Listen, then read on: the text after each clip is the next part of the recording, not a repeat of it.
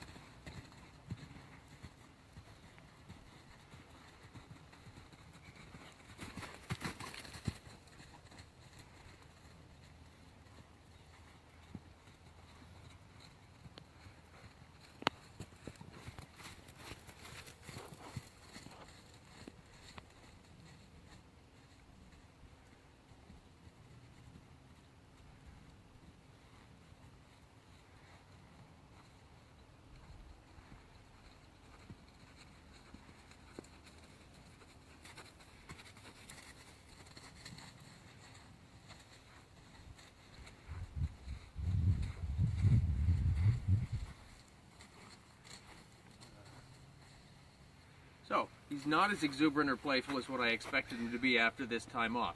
Usually this horse likes to jump around and fart around and throw himself around and kind of show off a little bit. That's okay. I'm sure it'll come out here in the next day or two. So the lighting is getting a little bit bad for us, and we've got a couple other horses to work. Otherwise, what we would do is we've got a little jump field, a cross-country field. We might take him out and play around there, let him pop over a couple little jumps. Nothing major, nothing big. Of course, keep in mind, regardless of how your horse feels energetically, it's just like you after a lot of time off from going to the gym and working out. You might feel like you've got all this great energy, but that doesn't mean it's a good idea to work really hard your first time back after extended time off. It's going to be the biggest thing to think about. That's going to be a way to help keep or help prevent any sort of injuries that might otherwise occur. Take it slow, let your horse get back into the program over the period of a few days, and you're going to find less injuries. You're going to find your horse coming back to work much happier, and you're going to have a lot more progress that way. So hopefully this has been helpful for you. I know, you just want love done. Hopefully this has been helpful for you. If you've got some friends that maybe might need this advice, feel free. Tag them in the comment section of this video or share this directly with them. And if you've got any questions, feel free to submit those to us also in the comment section below this video. Thanks, gang.